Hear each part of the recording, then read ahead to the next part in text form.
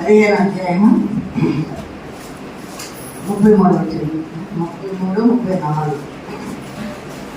మధ్యాహ్నం మొదలుకొని 3 గంటల వరకు ఆ దేశమంతటిలో ఈ రామాస పక్షానికి జెండా వేసి ఆ మాటకు నా దేవా నన్ను ఎందుకు తీర్చువని అన్నాడు. చాలు. పేతురు అబద్ధ సాక్ష్యం చెప్పి నాకు అసలు ఆయన తెలియదని చేశారు. అప్పుడు బాధపడ్డా.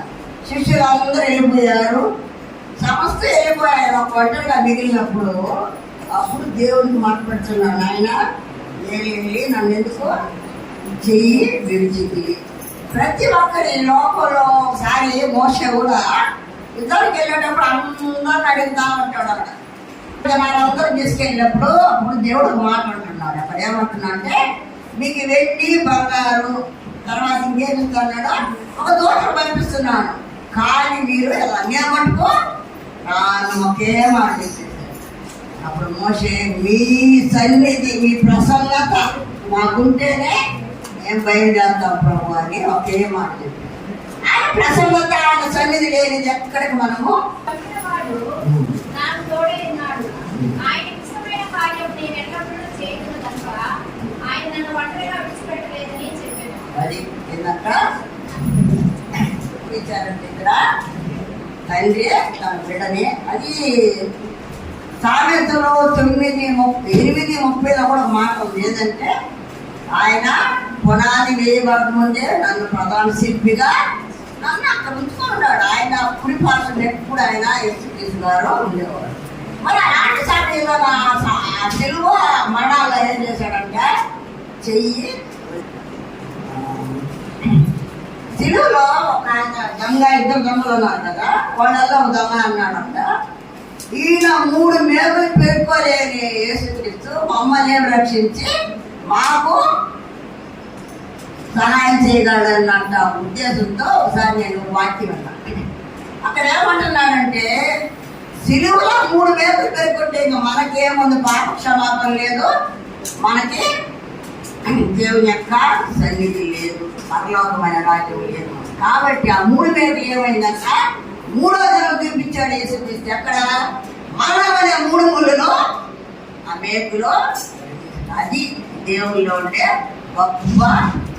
మనం ఎప్పుడైనా చెయ్యి వదిలేసినట్టే ఈ లోకం వదిలేయచ్చు, తల్లిదండ్రులు వచ్చి బిడ్డలు వదిలేయచ్చు, కానీ దేవుని యొక్క సన్నిధి, దేవుని యొక్క ప్రత్యక్షత మనకు లేకపోతే ఈ లోకంలో మనము ఏమి చేయలేము. అదొకటి గుర్తుపెట్టుకోండి. ఎన్ని ఈ అబ్రహాంని ఒకసారి ఒక మాట, నీ బంధువుల్ని, నీ ఇంటిని, నీ దేశాలన్నీ వదిలేయి.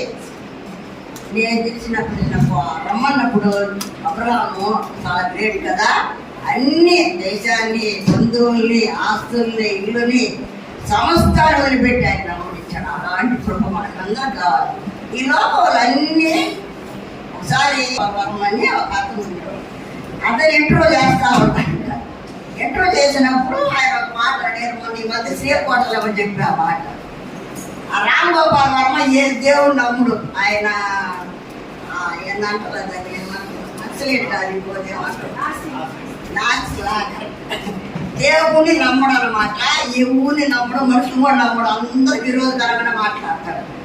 అటువంటి ఆయన ఒకసారి ఇంటర్వ్యూలు అడిగారంట, రామ్ గోపాల్ అన్నారు, మీరు ఒక మాట చెప్పాలి నాకు, మీరు ఈ లోకంలో మీరు దేవుని నమ్మరు, కానీ మీకు కావాల్సిన టైం వస్తే మీరే దేవుని నమ్ముకుంటారు అంటారు. అప్పుడు సూపర్ కారణైనా దేవుని నమ్మతా నేను, మనకి సంవత్సరం అన్ని పవర్ఫుల్, అటువంటి దేవుని నమ్ముతా. అతను ఎవరు తెలుసా, యేసుక్రీస్తు అని చెప్పాడు. అది గొప్ప, అసలు గ్రేట్. నేనైతే అట్లాగే ముందు పెట్టుకున్నా ఆ మాటకి. అసలు ఇంత దేవతలు వదిలేసి యేసుక్రీస్తు సుప్రీం దేవుడు అంట, సూపర్. ఆయన అసలు నేను కూడా చాలా విగ్రహాలకు లోబడి అసలు యేసుక్రీస్తుని మాట్లాడేదాన్ని నేను కూడా.